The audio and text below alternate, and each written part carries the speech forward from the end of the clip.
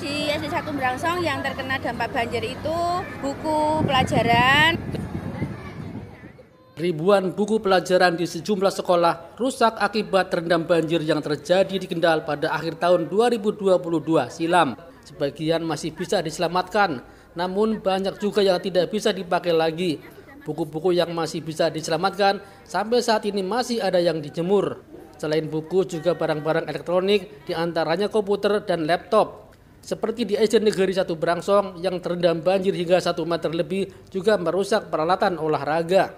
Kepala SD Negeri 1 Brangsong Siti Alfiyah mengatakan banjir setinggi sekitar 1 meter merendam buku-buku di perpustakaan. Ia berharap segera mendapatkan bantuan buku-buku pelajaran supaya anak-anak bisa belajar dengan baik.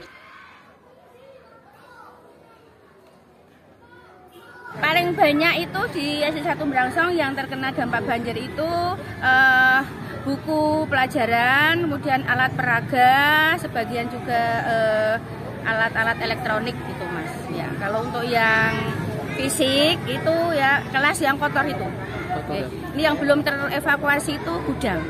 Kursi-kursi ada rusak ya, juga? Kalau kursi sementara tidak ada yang ya kita ringan saja, rusaknya rusak ringan. Ya. Buku yang rusak kena banjir apa aja ini Bu?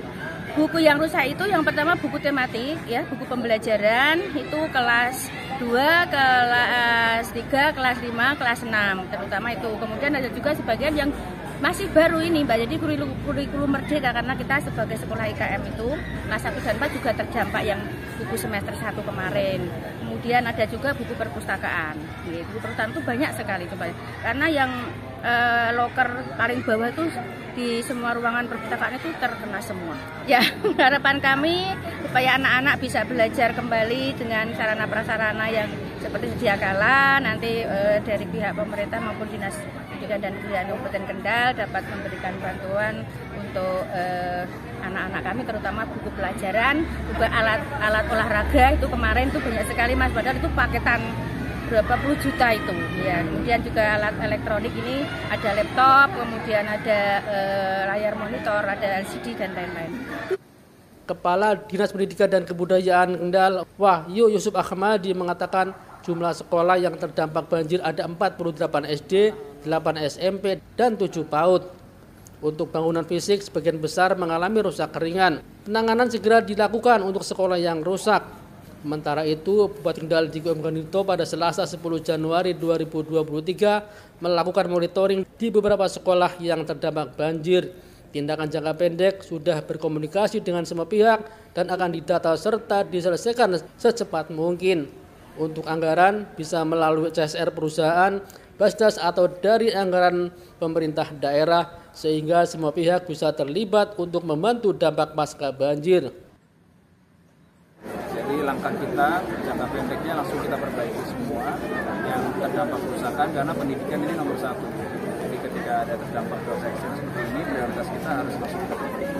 Dan kemudian langsung kita lihat identifikasi permasalahan terkait dengan banjir. Contoh yang seperti di Brangsong ini biasanya nggak banjir di sini, tapi kemarin karena ada kejadian tanggul jebol sehingga yang biasanya tidak banjir jadi banjir. Jadi mudah-mudahan tanggul itu akan sudah diperbaiki dan tidak terjadi banjir.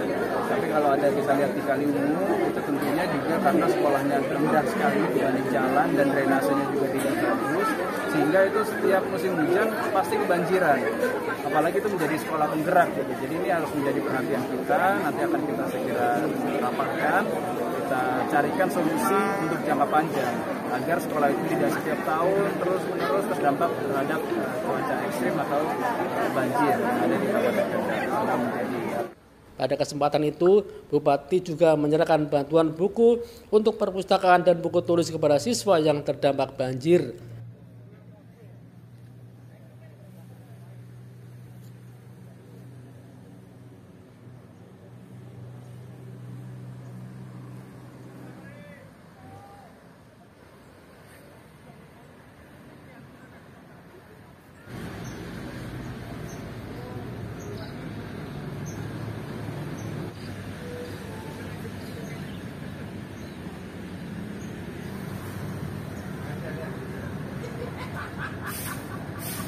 Kenapa ini PPKN ya? PPKN itu belajar apa? Sejarah? Iya. Sejarah.